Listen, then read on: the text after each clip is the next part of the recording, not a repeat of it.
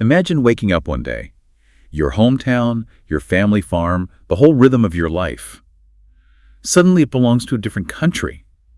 A country run by people you've, well, historically been at odds with, speaking a language you barely understand. It's not a hypothetical. That was the reality, often a really tragic one, for hundreds of thousands of Germans living in territories ceded to Poland right after World War I. It's just a profound, disorienting shift, isn't it? Absolutely. One moment, you're part of this established, powerful empire. The next, boom, you're a distinct minority in a brand new nation that looks at you with suspicion, even sees you as a threat. It's not just lines on a map changing. It's a total inversion of status, of identity for an entire community. That's a powerful way to put it. And it's precisely that experience we're taking a deep dive into today. We're calling this one Orphans of Versailles, exploring the incredibly complex, often heartbreaking journey of the German minority in interwar Poland. We'll trace their story from the ashes of World War I through, 2 decades of struggle, right up to the very edge of World War II. Yeah, and what we want to do is unpack all those layers: national identity, political maneuvering, economic struggle, cultural conflict that really define this incredibly volatile period. What's genuinely fascinating here, and what we really hope to reveal, is how this story just challenges those simple narratives of winners and losers. Exactly. We're not just looking at like a high-level conflict between two nations. We're diving into the deeply personal, local impact of these huge global treaties and geopolitical shifts on ordinary people's lives. We want you, our listener, to really get a sense of what it was truly like to be a German in this new Polish state, and how all the key players, the German minority itself, the Polish government and society, and official Germany, how they all responded to this massive shift, and of course the lasting, often tragic impact it had. Our sources for this deep dive are pretty extensive historical accounts, original documents, rigorous academic research. This approach lets us really get into the nuances and present, hopefully, a balanced, impartial view of a period that's often just fraught with bias. Right. Our mission is to understand this incredibly challenging time and maybe uncover some surprising facts, some insights that might challenge common perceptions. So let's get into it. Let's start with the shocking reality that greeted these Germans right after the Great War. Yeah. So let's set the scene a bit. Before World War I, Germans living in what was Prussian Poland, places like Poznania, sometimes called Posen, and West Prussia, they didn't think of themselves as immigrants or, temporary residents. No, absolutely not. For them, this was home. They were, in their own minds, unequivocally German. That's a crucial point, isn't it? It's fundamental to understanding the shock that came later. Yeah, most had lived there their entire lives, often for generations, in territories that were politically German. Doesn't matter what the local ethnic mix was, which could be quite diverse, actually. This wasn't some temporary posting. They felt deeply rooted, part of Germany. Their whole identity was interwoven with the Prussian state, its institutions. And it wasn't just a feeling. It showed up in their economic and social standing. Definitely. Even in Poznania, which was actually the most heavily Polish province in the German Empire, a real hub for the Prussian-Polish national movement. Even there, Germans held this remarkably dominant position. The statistics are pretty telling. They really are.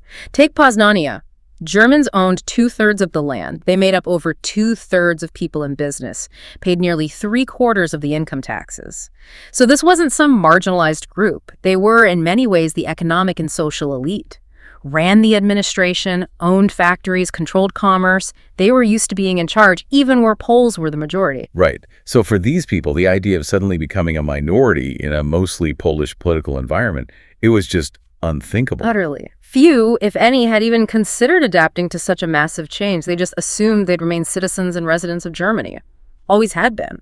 It's a powerful reminder of how fast history can turn, isn't it? It really is. And this total unpreparedness for what was coming, it meant that when the ground shifted beneath them, their entire identity, their social structure, their economic security, it was all suddenly thrown into question. That expectation of continued German rule completely shattered after World War I. And the shattering started almost immediately after the armistice, November 1918. In Poznania, you saw this de facto Polish takeover. Yeah, and what's often overlooked is how gradual and initially mostly nonviolent it was in many places. It wasn't like an immediate invasion. The German members of the local Poznan Workers and Soldiers Council, for example, they were often, pretty unsophisticated politically. Right. Many were just workers or soldiers from elsewhere in Germany, not deeply rooted locals. Their main goal, just get home to a Germany in chaos. We even have one official quoted saying pretty bluntly, "We won't let ourselves be beat up here. We'll gladly surrender the city to them." That really says a lot about the collapse of German authority and the will to resist right there on the ground. And adding to that collapse were divisions within the German government itself. The new government in Berlin, they were eager to distance themselves from the old hardline Prussian Polish policies, the attempts to Germanize Polish lands. Exactly. Independent socialists like Gustav Gerlach, they prioritize avoiding more conflict. They even advocated for Polish self-determination. Gerlach went pretty far, didn't he? Advocating for Polish administration. He did. He ordered local officials to use Polish, even though basically none of them spoke it. He clearly saw that, quote, actual power in Poznania is in the hands of the Polish National Council. And he said the German population was disunited, starkly put it. The old Junker East, with its power structures, was finished.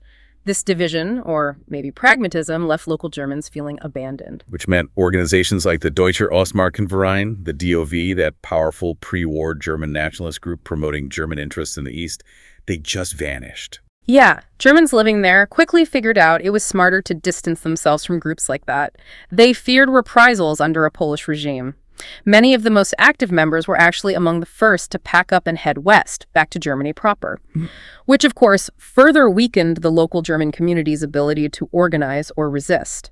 It's a really clear early sign of how fast the power dynamic shifted and just how unprepared the German-speaking population was for this new world. The structures that supported them for generations just melted away. Okay, so this brings us to the actual path to Polish independence and the Poznanian insurrection.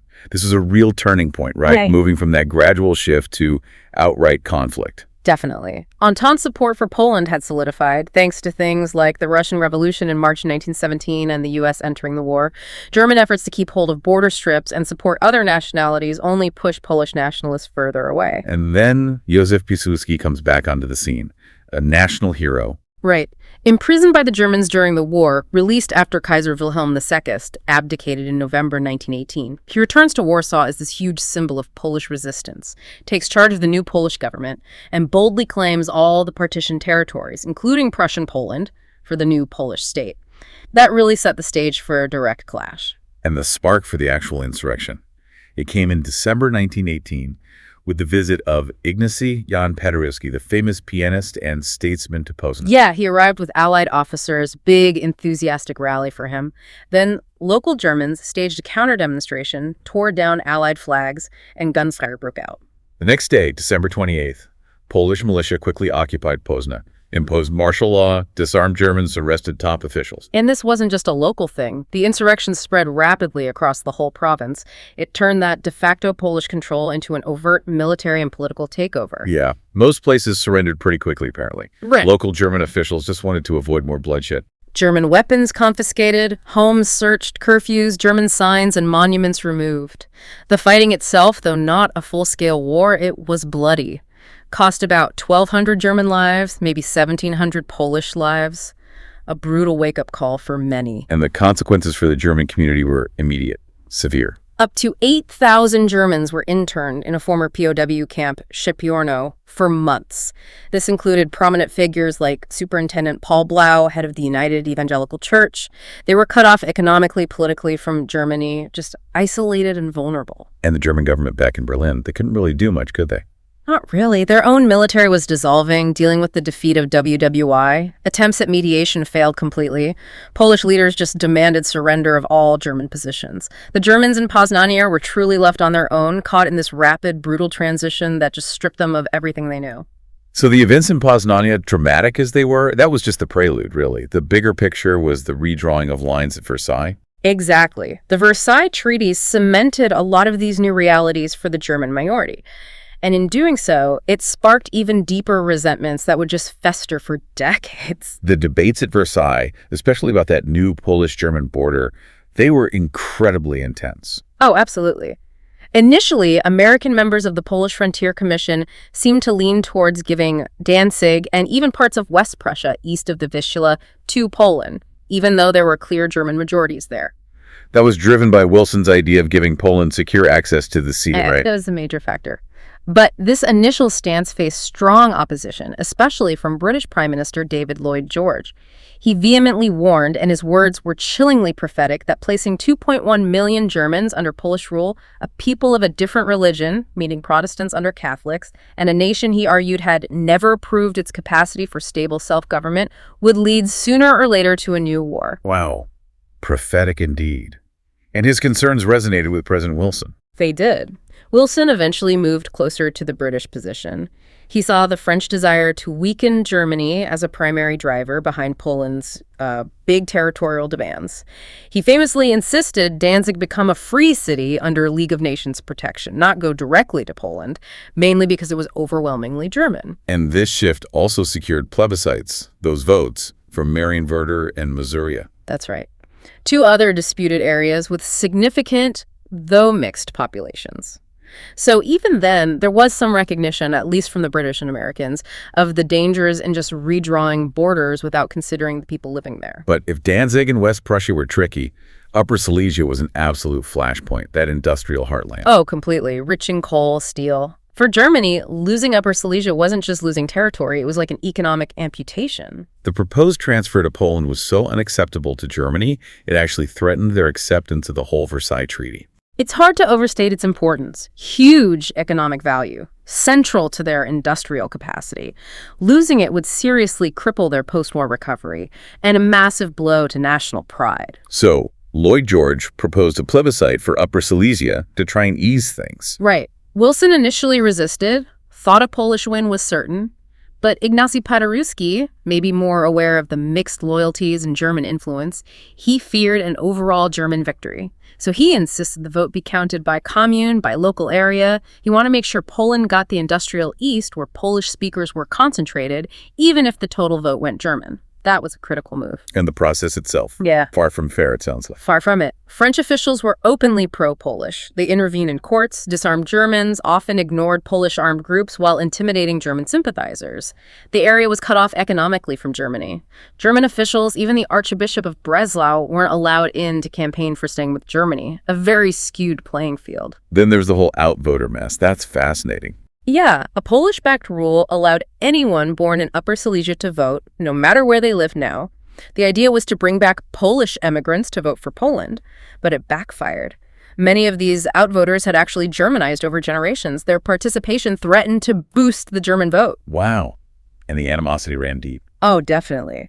Wojciech Korfanty, the key Polish nationalist leader in Silesia, urged harsh treatment for these intruders.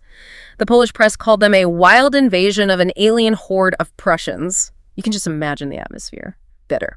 Despite all that pressure, the plebiscite results were a huge blow to Poland. Huge. Nearly 60% voted to stay with Germany, including, remarkably, about 40% of Polish-speaking Upper Silesians. That result was a source of deep pain for Polish nationalists for years. A democratic vote that didn't go their way. And their reaction was swift. Yeah. And violent. Yeah.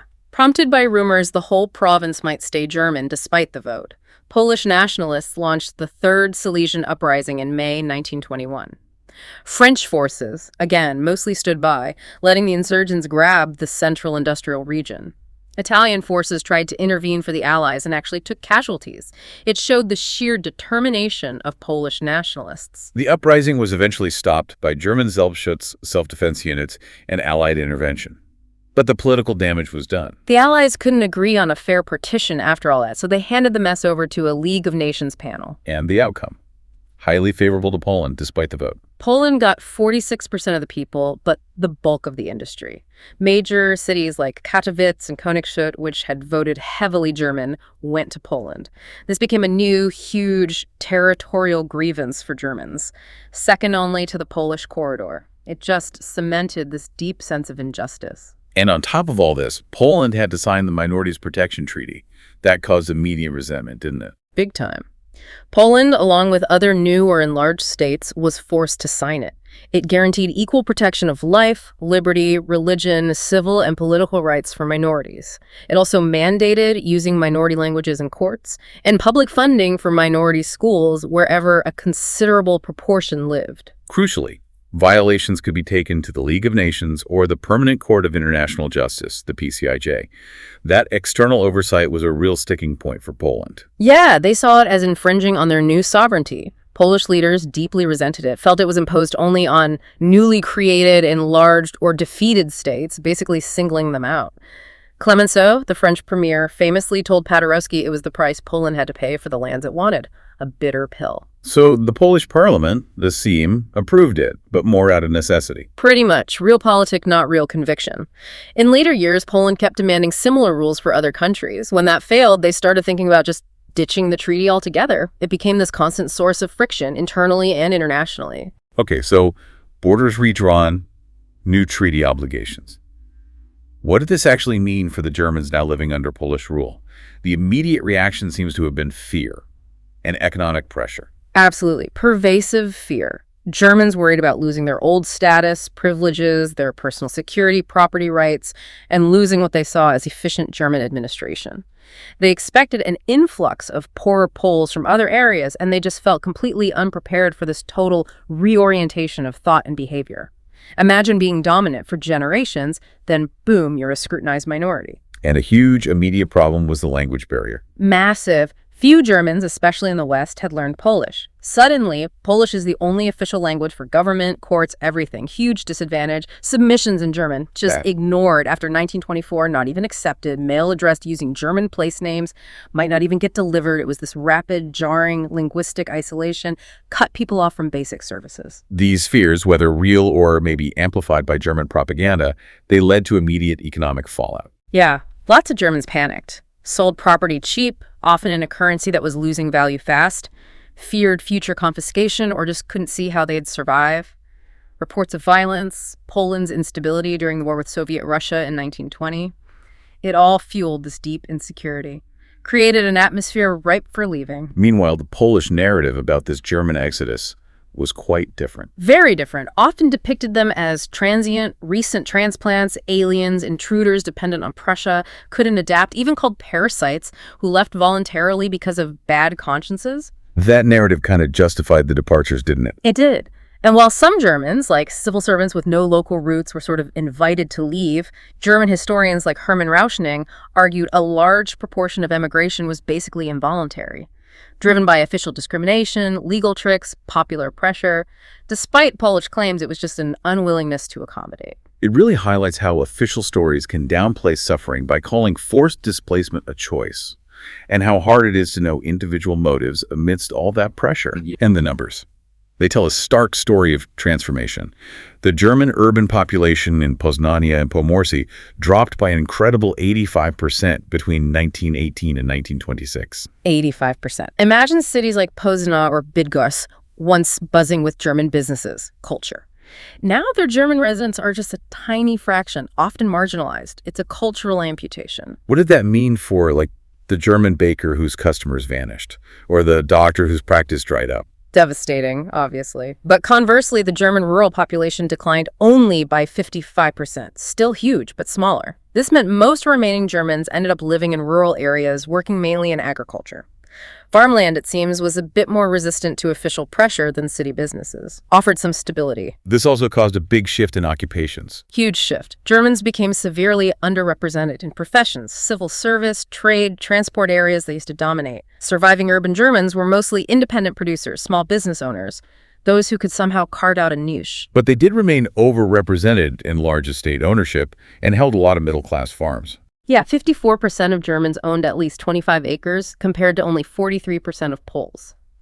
This agricultural strength, especially land ownership, became a major point of friction, a target for Polish land reform, as we'll see. And Polish Upper Silesia was different again, socioeconomically? Right. Germans there were mostly Catholic, about 85%. Worked mainly in industry and mining, 60% of industrial workers. Even more striking, 90% of white-collar employees. And still held about 75% of managerial, engineering, technical roles in 1927. So the economic pressure there would hit differently, focusing more on jobs and management. Which brings us to the actual policies. The Polish state took a hard line, deliberately trying to speed up de-Germanization.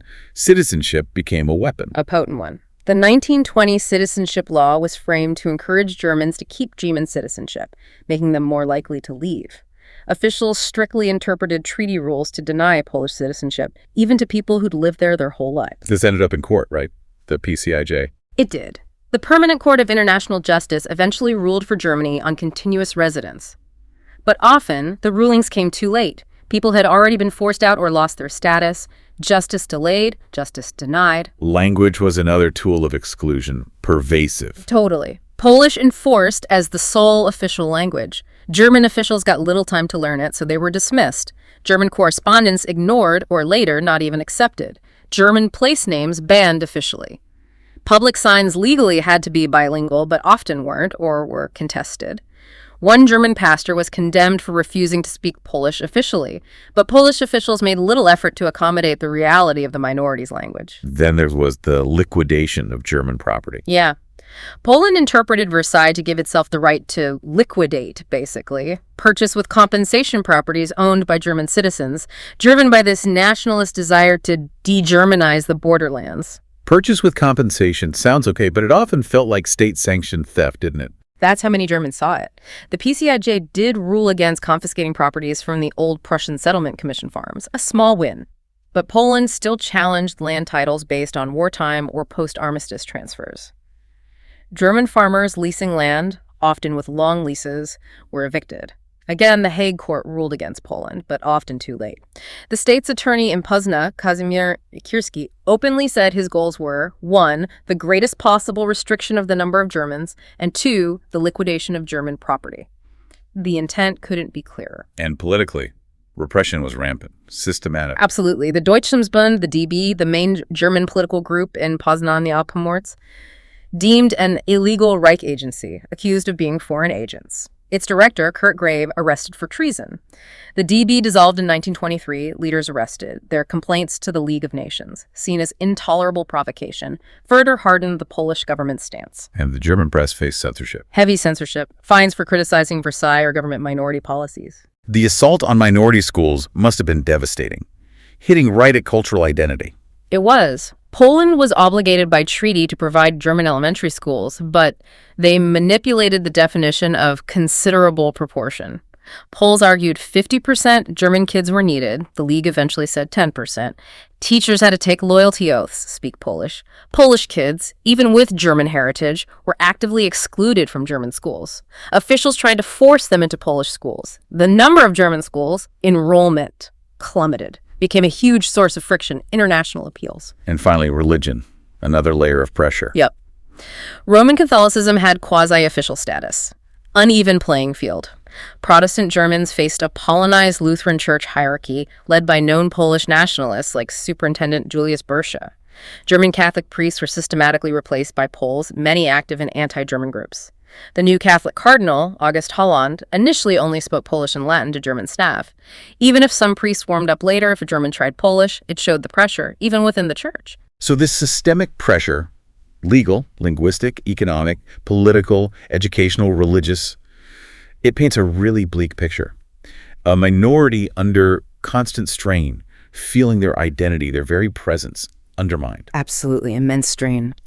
So faced with all this intense, multifaceted pressure, how did the German minority actually respond? It seems like a mix of resistance, adaptation, and appeals for outside help. Yeah, it was complex. Initially, you saw this kind of passive resistance, especially around language. Many Germans, including their MPs in the Sejm, either refused or genuinely struggled to learn Polish. Some even sort of flaunted their lack of Polish, maybe hoping to force officials to deal with them in German. One Sejm member tried to resign because of his complete lack of knowledge of the Polish language. It says a lot about their reluctance to accept the new reality and maybe hope it was temporary. It is striking. But beyond just reluctance, do you think there was also a practical barrier? I mean, if you'd lived your whole life speaking German, and suddenly all official communication is in Polish without any real support to learn it. Yeah. How much was genuine inability versus just defiance? That's a really good point. Likely a mix. For older folks, genuine difficulty learning a new language for official stuff was surely a factor. But for many, especially the politically aware, it was also passive resistance. A refusal to fully assimilate into a state they didn't see as legitimate over their homeland. And Polish officials saw this as disloyalty. Deliberate provocation, which led to more penalties, more discrimination, a vicious cycle of mistrust. Yet, amidst this, there were also some Germans who initially saw potential positives in Poland. Surprisingly, yes. A cautious optimism, perhaps. Some saw economic opportunities in what they viewed as an underdeveloped state, a chance to rebuild. Others even considered military careers in Poland's large army, something post-Versailles Germany, with its tiny military, couldn't offer. Shows not everyone was hostile from day one. But that optimism didn't last. No. Several things shifted the mood towards resignation. Economic ties with Germany were cut, especially by that tariff war in 1925. And as hopes for the borders changing back for returning to Germany faded, a mood of resignation set in. Forced them to think about adapting for the long haul, not waiting for a quick fix. This resignation, though, also sparked some interesting, if maybe utopian ideas about how ethnic groups could live across new borders. It did. Concepts like co-nationality emerged, making nationality law part of international law, ideas driven by German minority thinkers. The core idea was cultural autonomy, allowing ethnic groups within states to govern their own cultural, linguistic, educational life while still being Polish citizens, crucially, maintaining ties with their core state, Germany. So not just individual rights, but group rights under international law. Exactly. European organizations like the Verband Deutscher Volksgruppen in Europa under Karl Bruns and the European Nationalities Congress led by Ivaldo Mende pushed these ideas hard. Estonia actually adopted some of these ideas, offered a small glimmer of hope for a different model. And the German government started actively supporting this. They did. The German Foreign Office subsidized travel to League of Nations sessions for Nationalities Congress reps. Though, of course, this just fueled Polish suspicions that Germany was manipulating these groups for its own revisionist goals. Interference, basically. Speaking of German support, they also provided significant direct aid, right? A lifeline. A crucial lifeline. The Deutsche Stiftung, or DS, this quasi-independent foundation funded by the Reich and Prussian governments, became pivotal. Cultural, economic support. Even monthly stipends for German clergy and teachers in Poland, trying to keep German identity alive. And what about credit for farmers and businesses? That was a huge issue. Huge. So Germany set up the Hollands Buitenland Bank, the HBB in the Netherlands, specifically to provide clandestine financial aid, critical for many German businesses struggling under Polish pressure. Why clandestine? Was it illegal? Not necessarily illegal, but kept secret to stop Poland seizing records and to avoid more accusations of interference. But the secrecy itself backfired. It fueled Polish suspicions, led to exaggerated ideas about how much aid there was, charges of unfair competition, even corruption in minority groups, just poisoned relations further. The relations got even worse in 1925 with that tariff war. Dramatically worse. Germany hiked duties on Polish farm imports, hit Polish farmers hard. Poland hit back with tariffs on German manufactured goods. Germany also campaigned to block Polish foreign loans, directly linking economic pressure to how the German minority was treated. It wasn't just trade, it was a diplomatic weapon. A big turning point in this economic fight was the Liquidation Treaty in 1929. A major one. Germany paid Poland 1 billion marks, a huge sum then. In return, Poland agreed to stop liquidating German property and recognize the rights of German settlers, especially those from the old Prussian Settlement Commission. Hailed as a major win for the minority, preserved up to 180,000 hectares of German land, maybe kept 80,000 Polish Germans from having to leave. But Polish nationalists hated it. Hated it. Sought it as abandoning de-Germanization, selling out national interests for German cash. Ratifying the treaty was incredibly tough in both parliaments. Strained relations even more. Showed just how tangled minority issues were with national politics, how hard it was to find common ground. So when talks and economic pressure failed, the League of Nations became the next resort, though often frustrating. Very frustrating, often. Alleged violations of the Minorities Treaty could go to the League, but you needed a council member sponsor. Germany eagerly played that role after joining in 1926. Gustav Stresemann, the German foreign minister, saw the League as crucial, didn't he? Absolutely. He thought it let Germany highlight Polish lapses, influence world opinion towards cultural autonomy for minorities, without pushing for border changes that could spark war, secure cultural freedom through international pressure. But Poland consistently pushed back. Always. Argued minorities needed no special protection. Appeals to the League were disloyal.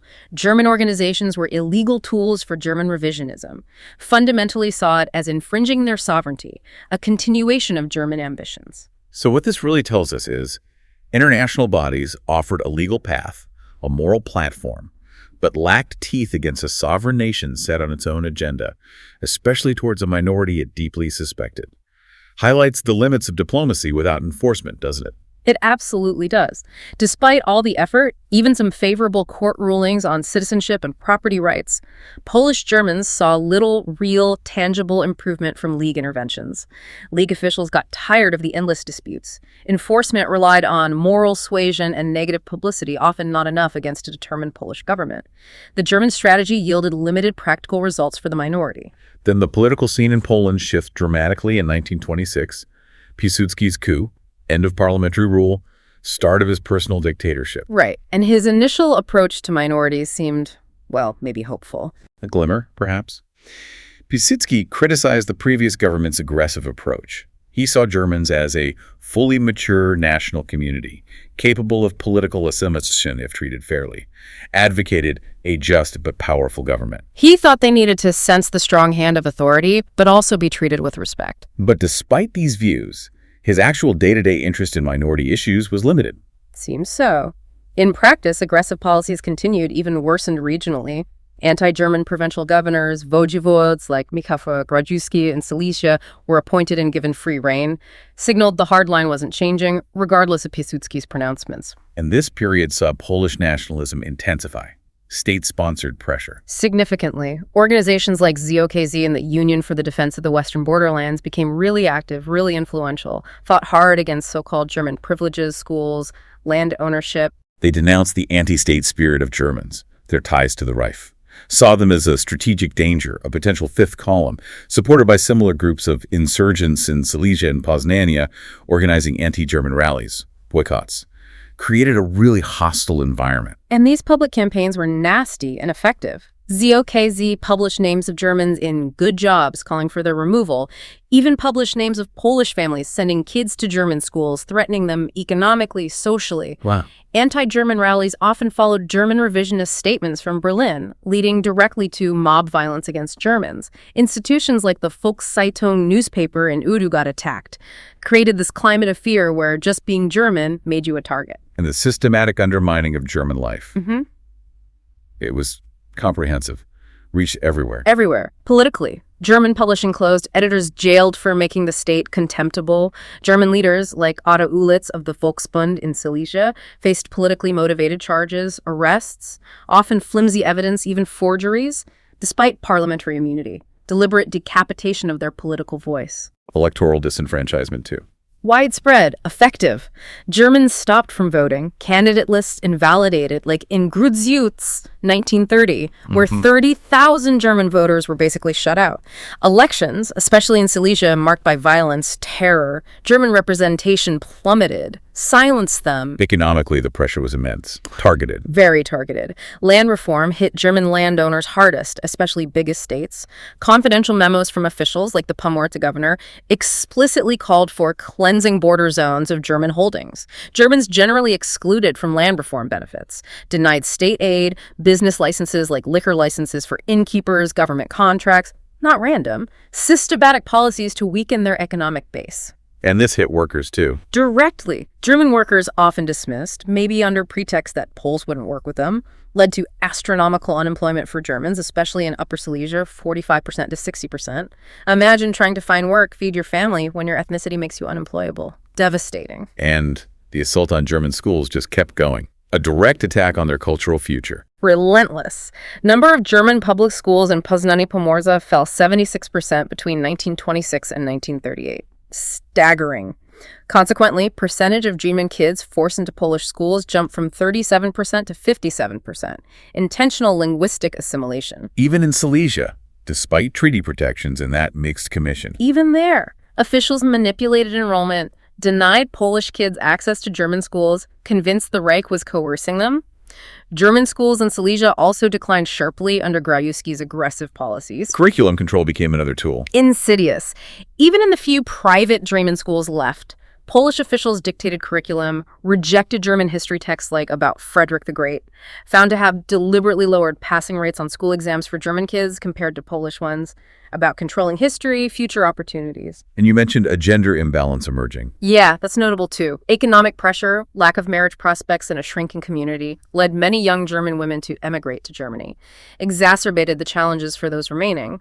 The community wasn't just shrinking, it was changing shape. As the 1930s rolled on, a new, darker shadow falls, not just from inside Poland, but from Germany. The rise of the Third Reich. This must have had a huge impact. Profound, complex, there's no denying it. Despite no strong Nazi movement in Poland before 1933, there was overwhelming support for National Socialism among the German minority after Hitler came to power. Estimates are 70–80% of the minority, even more among youth, enthusiastically embraced it, saw it as hope, strength from the motherland. Higher than in Germany itself, which is remarkable, especially without a totalitarian state there forcing compliance. They genuinely saw it as an answer to their suffering, marginalization, a promise of restoration. Exactly, and the support quickly led to integrating the German minority support system into Nazi structures. The Deutsche Stiftung, that foundation we mentioned, came directly under the control of the new Volksdeutscher Rat, and the VR, overseeing all Auslanddeutschen groups, became an arm of Nazi foreign policy. Which meant leadership purges within the minority groups. Naturally. Older leaders like Eugen Naumann, Kurt Graebe, associated with Weimar politics, democracy, they were marginalized or replaced by younger, more radical figures aligned with Nazi ideology. It's aggressive nationalism. Yet, even with this overwhelming support, there were internal divisions, some resistance. Limited but courageous resistance, yes. A small minority, mainly social democrats, political Catholics, actively opposed Nazism. Eduard Pant, a prominent German Catholic leader in Silesia, really stood out. He actively denounced Nazism and its supporters in the minority. Even started a new paper, the Deutsche in Poland, specifically to counter the propaganda, offer an alternative. But while figures like Pant resisted, the main Protestant church conformed. The evangelical church under Superintendent Paul Blau largely conformed publicly. Blau privately had serious misgivings about Christianity versus Nazi ideology, but his church distributed Nazi works, maintained public compliance, shows the immense pressure even on religious institutions. And there was a split between the older leadership and the younger, more radical young Germans. A significant internal schism between the older guard, Divisus, Volksbund, and the more radical Young Germans, JDP, who directly adopted Nazi ideology. The Reich initially favored the JDP, saw them as more aligned, a more potent tool. Efforts to unify factions failed to bridge that gap. Which brings us to a really complex diplomatic event. The German-Polish Non-Aggression Pact of 1934.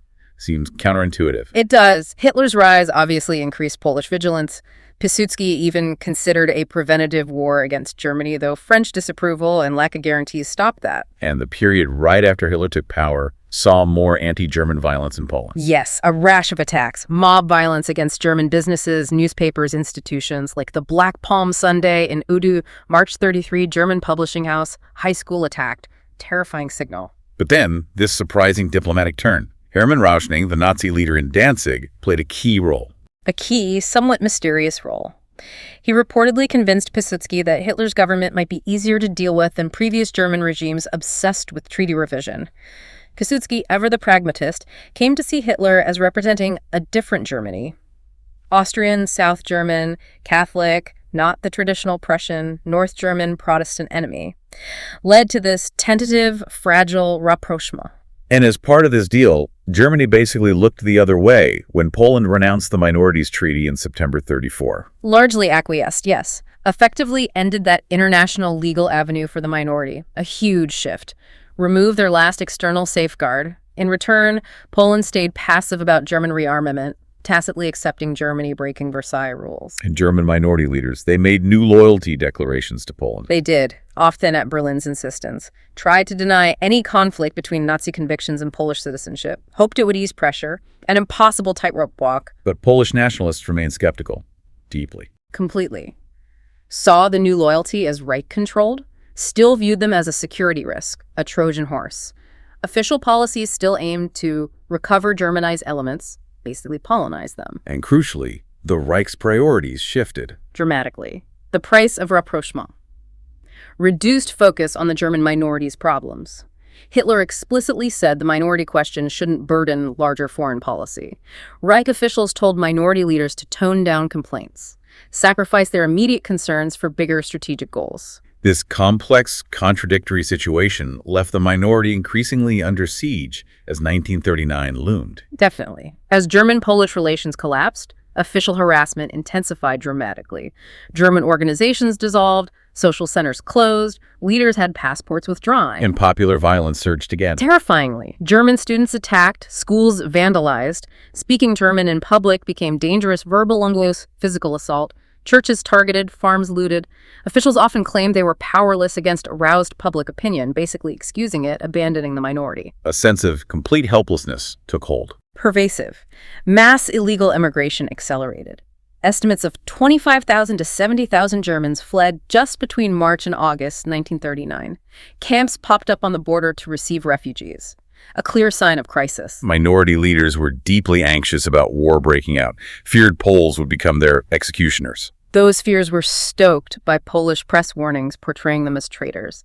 Some leaders were even arrested as hostages in the final weeks. A terrifying time. Truly the brink of war for this community. Okay, as we near the end, we have to tackle two really contentious topics that define this final chapter. The fifth column debate and the horrific September pogrom, still highly sensitive contested history. Absolutely. The fifth column charge is incredibly loaded, central to the Polish narrative for a long time. Polish accounts from the 1940 White Book onwards consistently painted the German minority as fundamentally disloyal. Seen as a secret group, recruited for spying, plotting sabotage, actively helping the German invasion in 1939, basically combat troops for Hitler. This narrative justified harsh treatment before and during the war. While German accounts portrayed them as defenseless victims. Right. Defenseless bystanders caught in the middle. This is where historical nuance is absolutely vital, separating propaganda from reality. And the reality seems to be more complicated. Much more. While Polish Germans were undeniably overwhelmingly sympathetic to the Third Reich, many openly celebrated the Wehrmacht arriving. Some even had swastika flags ready have. The evidence suggests they didn't play an active, organized role in preparing or carrying out the invasion itself. So, loyalty with the Reich, yes, but actions mostly correct until the war began. That seems to be the consensus among critical historians now. There's a difference between sympathy and active military participation before the invasion. What often happened was after Polish forces left, then local Germans organized militias, the Volksdeutscher Selbstschutz. Exactly, acting in the vacuum left by retreating Polish authority rather than as an advance guard for the Wehrmacht, a crucial distinction. Then there's the awful reality of the September pogrom. Those pre-war fears for their safety were tragically realized. Horrifically so. Poland's official order, KO 3031, issued when war broke out, called for immediate arrest of prominent minority leaders, quickly extended to thousands of Germans of social standing, teachers, landowners, businessmen. But the invasion was so fast, the detentions became chaotic. Utter chaos. Detainees were force-marched eastward, often for days, weeks, faced terrible abuse, beatings, shootings by guards, agitated mobs. Eyewitness accounts like Father Breidinger's describe horrific scenes. Polish soldiers, officers, even some priests involved. Breidinger himself targeted, even in clerical clothes, shows the indiscriminate rage. And in that week between Polish forces leaving and German troops arriving, anarchy. Total anarchy in many places. Popular rage fueled by years of disloyalty accusations directed at German civilians. Businesses, halls, churches, homes looted, burned. Not just official policy anymore, but mob rule. Brutal, widespread. The death toll is still debated, heavily. Very debated. German records, the Luckberger file, listed 5,437 names. Hitler cynically inflated this to 58,000 for propaganda. Polish historians like Pospieszalski argue for maybe 2,000 civilian deaths from mob violence, saying many others were war casualties or combatants. But later research suggests a higher number from the violence itself. Yes, Peter Aurich's study, reviewing the same evidence carefully, verified 3,841 civilian deaths specifically from popular violence, confirmed by multiple witnesses, bringing the total, including soldiers killed by comrades in the chaos, to between 4,000 and 5,000, roughly 2% of the German minority in Western Poland. A significant, tragic loss directly from mob violence and those brutal deportations. And after the German invasion, Power shifts completely. Dramatically. Former minority leaders like Otto Ulitz and Hans Konert reemerged.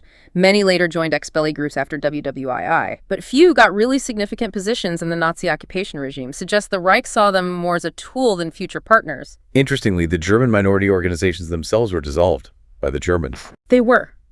Groups like the Deutschtumsbund, Volksbund, disbanded by the occupying Germans. Property seized by the Reich, citing its pre-1939 financial support as justification. Seems the Reich wanted direct control, integration into its bigger Volksdeutsche policy, not empowering these specific local groups. And the legacy. The interwar experience, especially that fifth column narrative, shaped Polish history writing for decades. Profoundly.